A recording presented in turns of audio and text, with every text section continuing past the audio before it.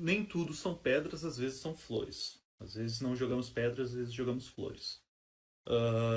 E no caso, o Ian fez uma entrevista muito boa com o Gabriel Rockhill. Rockhill, que é um intelectual americano, acadêmico com formação clássica, pós-moderna, clássica, pelo que ele fala nas credenciais dele, é uma formação clássica do pós-modernismo, mas que é crítico dessa galera. Eu não li ainda o livro, o Charles ainda não leu o livro dele, Acabou de a lançar, gente né? vai fazer isso em Who breve. Paid the Piper. Acabou de Ele lançar. lançou o livro Who Paid the Pipers of Western Marxism, que seria algo mais ou menos como Quem Pagou a Conta do Marxismo Ocidental. Né? O Quem Gabriel. pagou? Eu acho que vale fazer uma tradução literal, porque que nem a gente discutia antes da live, a questão da estética, do conteúdo e pá, pum.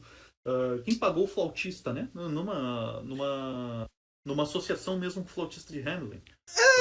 É que assim, falando sobre isso, que já que você está falando sobre isso, Leonardo, é que Who Paid the Pipers uma expressão idiomática do inglês que significa o que a gente fala no Brasil, quem pagou a conta. Essa seria a tradução mais É? próxima. É, Interessante. Pra mim, eu já pensei no flautista de Hamelin, é que né? Que Pipers, no deu caso, os Pipers é ratos. flautistas, mas no caso é no Sim. sentido de que quem pagou a banda. Você tem uma festa, você tem Ah. aí o pessoal tem uma banda, quem foi que pagou a banda? Quem pagou a banda escolhe a música. Quem pagou a banda? Em inglês se fala assim, Who Paid the Pipers. É isso. Mas aí o Rockhill assume uma, uma linha leninista, né? Diga-se de passagem, que Lenin, vocês sabem que Lenin foi quem inventou o siga o dinheiro, né? Sabe, tá ligado o Follow the Money? O Follow the Money, siga o dinheiro e veja quem é que lucra com isso. Quem inventou isso foi Lenin. Ele escreveu um livro chamado Imperialismo, né? Em que ele faz E, exatamente o, e isso. o Rockhill faz exatamente Faz isso. exatamente isso. Exatamente isso. Ele segue o dinheiro. Ele É segue o isso. dinheiro, ele segue as fundações, ele segue a estrutura. Esse que é o ponto interessante. O que o Rockhill vai fazer no livro, que a gente ainda está por ler, mas a gente está tirando como base as entrevistas dele, que hoje, né, na forma de mídia que a gente tem, é o equivalente a um livro digital. Vamos lá, convenhamos. É um registro ali da opinião do cara e do que ele está dizendo politicamente. Uh, ele vai fazer precisamente isso. Ele vai atrás da grana, de quem financia, da estrutura. E aí ele vai fazer uma Nominalmente, crítica. Leonardo. Nominalmente. Adorno, Horkheimer, Marcuse, a escola de Frankfurt em geral. Acusa, escola de Frankfurt no geral, mas toda essa galera que também vai nessa linha. Vai nessa linha, galera muito pós-estruturalista. Enfim, por quê? Porque ele vai tratar da estrutura. Quem que hoje sobrevive, e aí que nem eu estava falando pro Charles ontem, eu acho, que a gente tem uma situação privilegiada no Brasil em termos de universidades, que é o fato de que o nosso sistema universitário, a parte arrojada do nosso sistema universitário, a vanguarda intelectual brasileira, ela está concentrada nas universidades federais. Então a gente tem uma verba federal, é diferente. Mas agora, quando a gente começa a tratar do cenário internacional, a gente tem, talvez esteja espelhado pro pessoal, mas eu acho que ninguém não vai deixar de reconhecer esse livro. A gente tem no cenário internacional o capital estruturando as universidades. Ou seja, quem financia as universidades? Isso a gente pode ter, tem uma série de filmes. Tem um filme com a Julia Roberts, que ela não apoia uma estudante que está acusando um professor de assédio, porque a mãe da estudante faz doações para a universidade. Não, não só isso, mas tem também toda a carreira acadêmica dela. Ou seja, quando a gente fala de estrutura, a gente fala da forma como a economia, como a política econômica molda a vida das pessoas e a forma como elas atuam dentro das estruturas, dentro dos sistemas, dentro das instituições. Então faz todo sentido o argumento do Rockhill de que a gente tem uma estrutura que ela é como um labirinto, cara. E assim, resumindo, tu bota o rato, tu bota o acadêmico no labirinto, se ele acha o queijo, ele vive.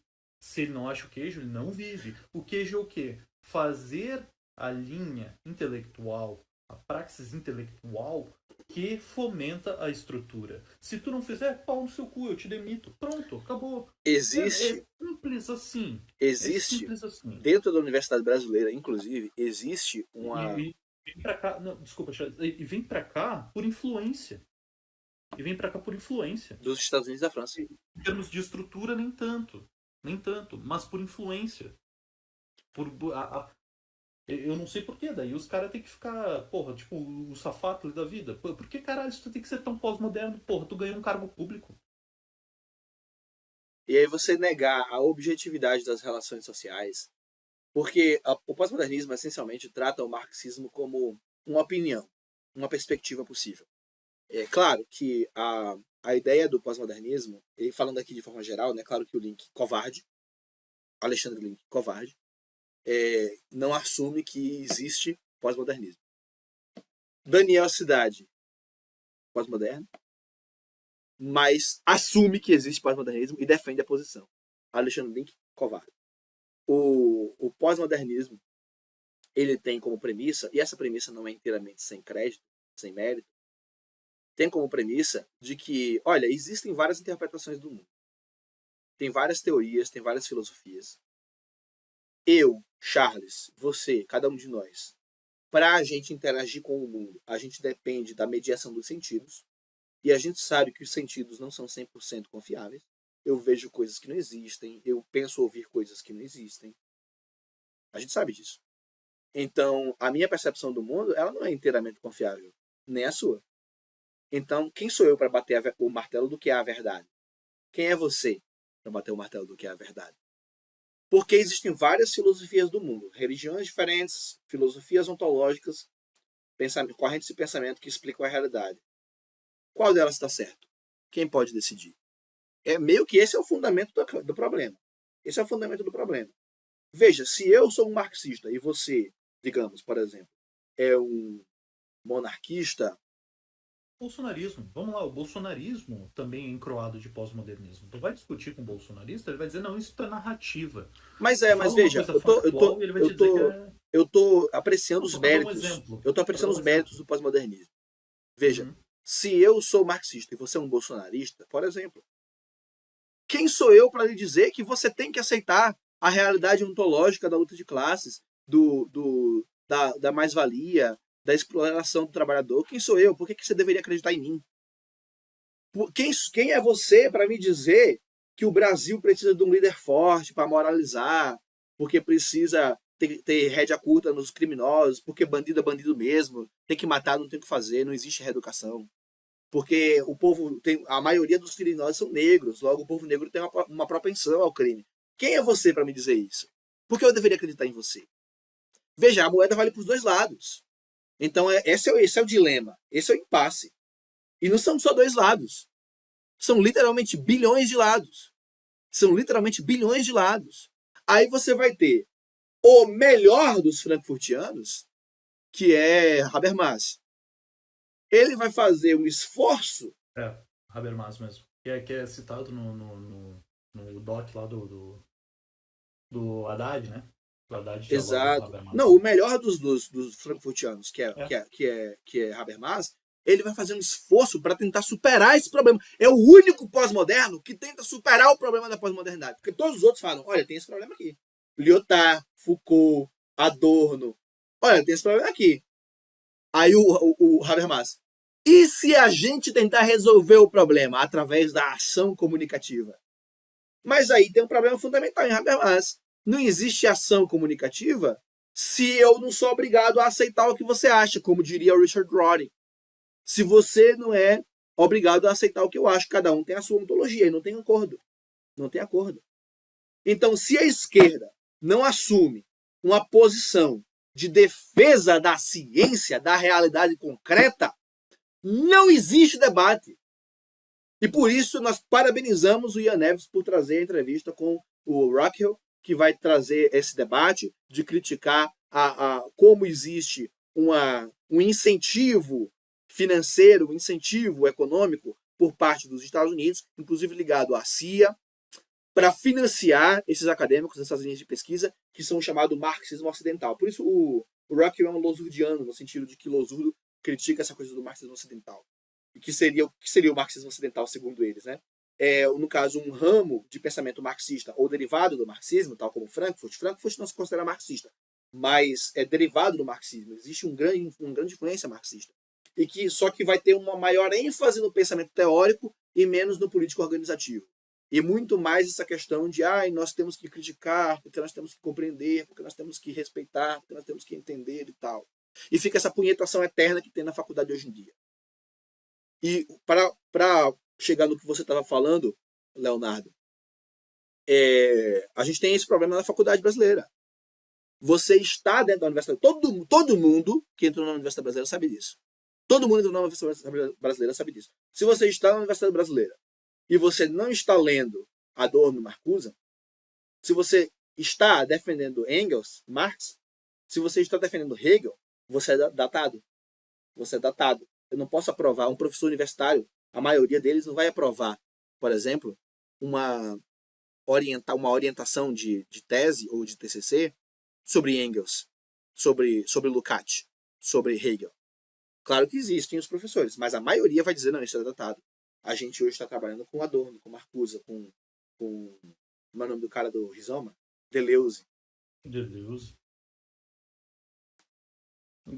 Aí eu vou fazer um elogio pro Guattari, né? Guattari tem um texto profundamente pós-moderno, claro, mas onde ele fala que o PT fez uma revolução rizomática na década de 80 no Brasil. Quem falou isso? O Guattari. Guattari falou isso? O Guattari falou isso, cara. O Guattari percebe que o PT fez um bagulho, né, daí dentro dos termos, né, rizoma, que é basicamente o quê? Capilarização da política. Dessa forma. Só que acho que essa é parte do ponto, sabe, parte da coisa pós-moderna. Lógico, a galera pós-estruturalista tem toda essa guinada linguística, né? Eles têm justamente isso, a virada linguística.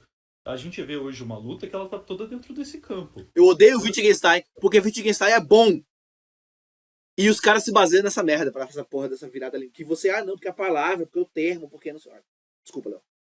Não, é bem isso. Inclusive, eu tava falando de Lukács, eu tava lendo, ainda não terminei, eu tenho que terminar, mas é bem curtinho, 2 páginas. É O Grande Hotel Abismo, do Lukács. Ele fala da questão da intelectualidade pequeno-burguesa e dialoga bastante com o Rockhill nesse sentido, no sentido de que a galera entra na universidade, e vamos pegar como um exemplo bem material o Safatli. Entende? Tu alça socialmente. Cara, ninguém hoje vai ouvir o Safatli dizendo que tá ganhando pouco dinheiro. Que tá difícil pagar as contas, tá ligado? Ninguém vai ouvir o Safatli falando isso. Então, pro Safatli também tanto faz tanto fez revolução, tá ligado? Ele tem que manter a sua posição social. Ele quer manter os luxos e a vida que ele conseguiu dentro desse sistema. Foda-se, tá ligado? Foda-se. Tanto é que tem essa entrevista com o Safatli que uma guria tá falando, não, aqui a coisa é concreta dele. Não, mas veja, você está errada. Eu não lembro os detalhes exatos, mas a guria tá sendo super materialista e o Safatli tá dizendo, você está errada. Você tá enchendo o saco. Não, mas veja, e esse ângulo? A galera pega as coisas pós-modernas e tenta aplicar numa materialidade e não funciona. Simplesmente não funciona. O cara vem com uma leitura psicanalista de uma realidade super material. Não, veja, você tá falando de um lugar de falta. Sim, porra, falta gás na minha casa. Falta gás na minha casa. Isso não é falta o suficiente pra ti, pra determinar o meu ser? Roube banco. Não é falta. Exato. Ele fala, não, mas aí a organização política, eu tenho que pagar o gás. Eu tenho que comprar um novo bujão de gás. Isso não é falta o suficiente para determinar o meu ser? E aí os caras ficam, cara, nessa tergiversação. E é um inferno. Veja. Mas o Lukács, enfim, recomendo que leiam esse texto do Lukács, é bem bom, ele fala bastante nisso. Eu tô aqui com várias anotações disso. Qual texto? Eu voltei a estudar. Mas isso é uma coisa interessante. Qual texto? O Grande Hotel Abismo, de 1933, do Lukács. Que eu tava te falando, né? Aí eu vou fazer um autoelogio. Eu vi o que o Gabriel Rockhill ia falar 10 minutos depois. Exatos 10 minutos depois. Que é essa guinada. Os caras saem da dialética materialista hegeliana, né? De base hegeliana. Da gente ver o desdobrar da coisa no seu movimento no tempo. Para entrar no Menon kantiano. A gente não tem como saber, então a gente vai inferindo um monte de coisa e só fica gravitando em torno da coisa. E o pós-modernismo é isso. Eu tava discutindo isso com um colega meu do trabalho ontem mesmo. Porque ele é meio. Ele é meio não, ele se diz pós-estruturalista mesmo. E é um cara sério, um cara, né? Não é um Não, babaca. É um só um profissional. parênteses, Desculpa, Charles. continua. Mesmo que as pessoas não sejam intelectuais, não, falando do que tu está falando, mesmo que as pessoas não sejam intelectuais, elas estão embebidas em pós-modernismo.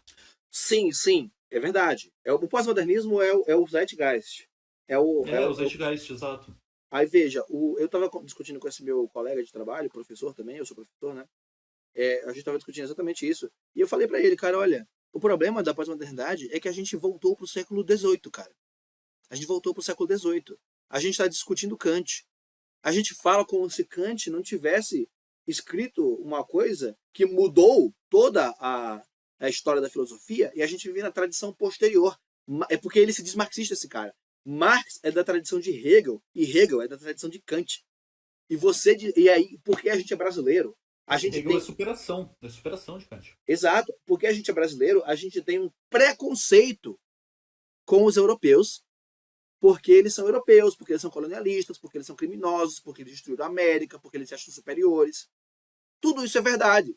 Mas por isso, aí o cara vem, eu sou pós-colonial, eu sou anticolonial, eu sou decolonial, eu sou Brasil. Aí eu vou, meu negócio é nego bispo, foda-se Kant. Aí eu fico nessa porra aí desse, porque eu não sei o que é real, porque não tem como dizer a ciência o que é certo e o que não é. Aí não tem Marx, porra. Se é assim, não tem Marx.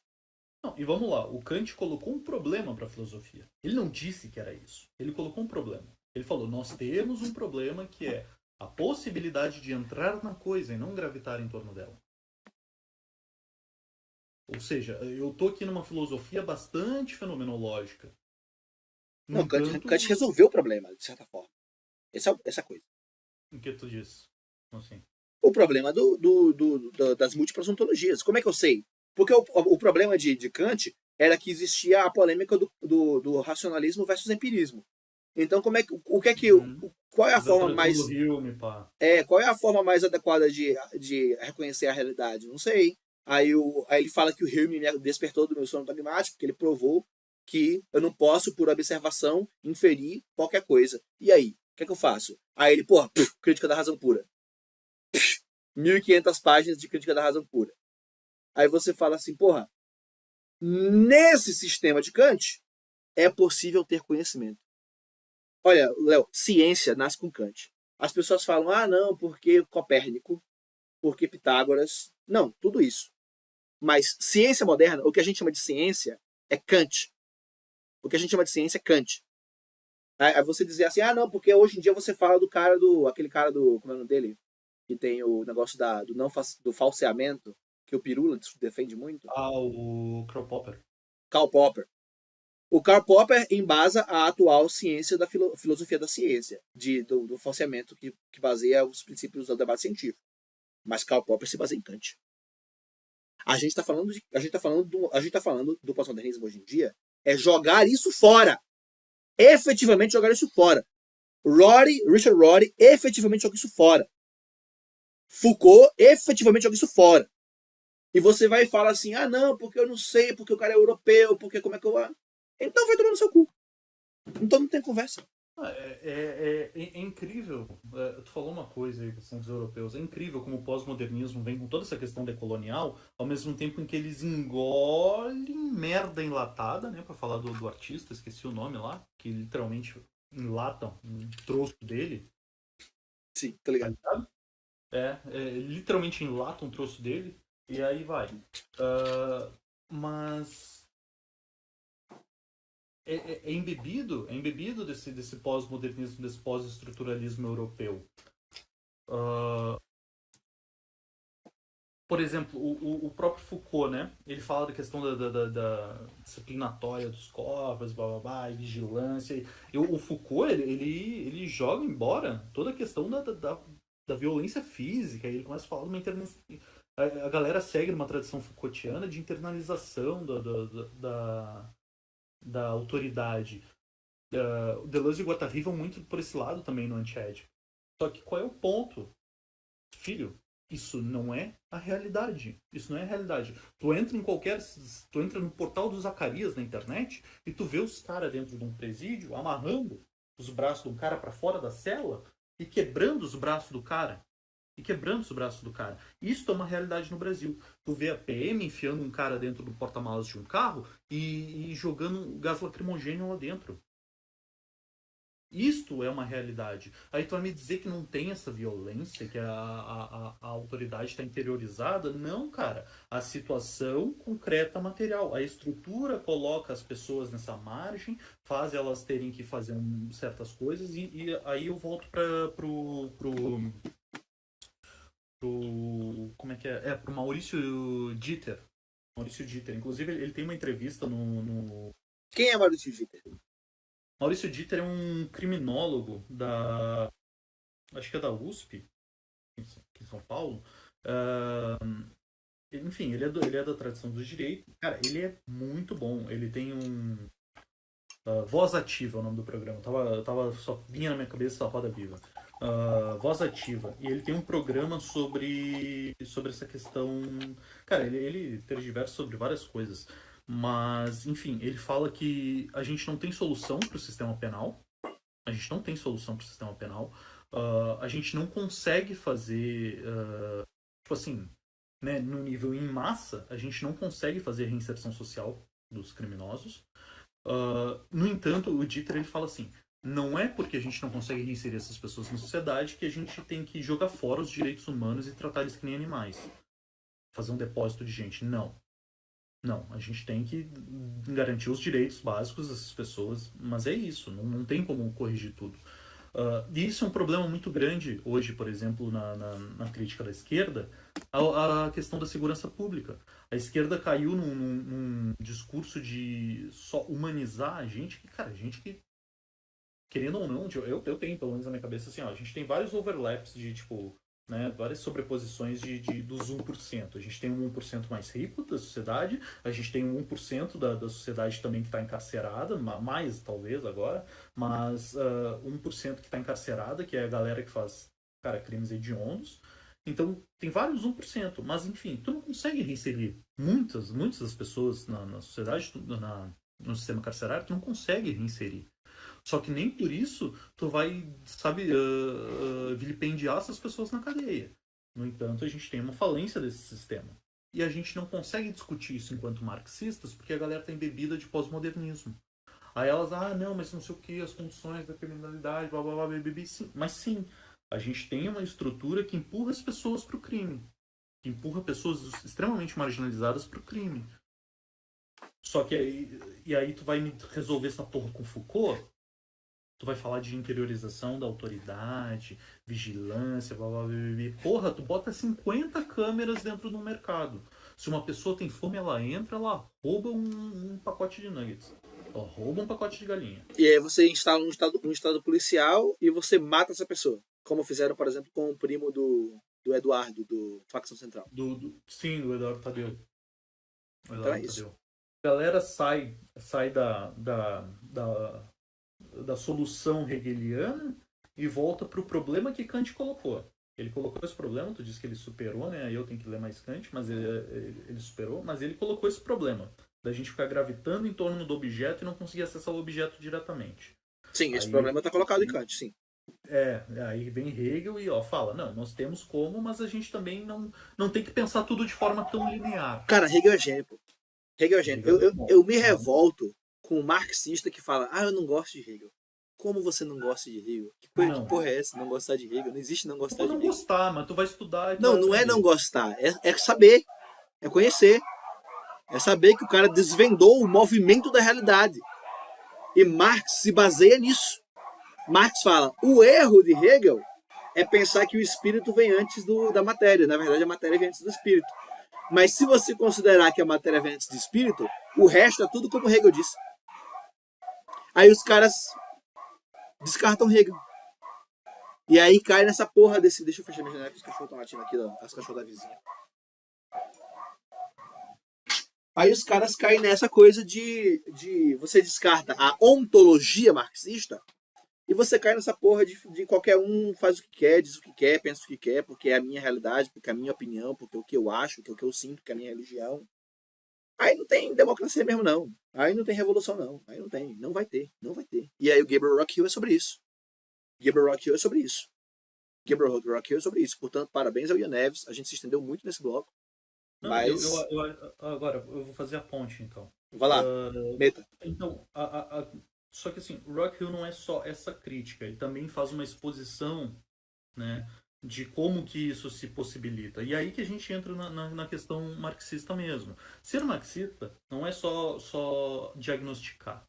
Aí a gente volta lá para as teses em Feuerbach. A filosofia até hoje interpretou, nosso ponto é mudar o mundo. Aí o Rockhill vai falar, como que isso se possibilitou? E aí a resposta dele é o quê? A estrutura. A estrutura. E eu acho que essa é parte do nosso intuito geral, né, Charles? É constantemente lembrar as pessoas, né, voltar à militância no geral, a pensar na estrutura. Pensar no nível de estrutura e não no nível de superestrutura. É aí que entra a teoria queer, que não muda porra nenhuma. Não estou dizendo que não tem que ter. Estou dizendo a teoria queer, que não muda porra nenhuma. O identitarismo, que não muda porra nenhuma. Porque tudo isso está deslocado da luta de classes. Não tem como horizonte a luta de classes. Você cai no Galo, que é o defensor do trabalho do motoqueiro em abstrato, do entregador em abstrato, mas trabalha contra o LGBT, porque ele não está pensando na luta de classes como um todo, ele está pensando no interesse exclusivo da categoria. Exato, exato. Aí entra na galera da questão da IA, que pensa que os únicos afetados pela IA são os ilustradores, por exemplo, os designers. Mas não, a gente tem uma série de categorias. Contadores, professores, advogados, médicos. Cara, todo mundo está sujeito a isso. Todas as categorias estão. É luta de classes.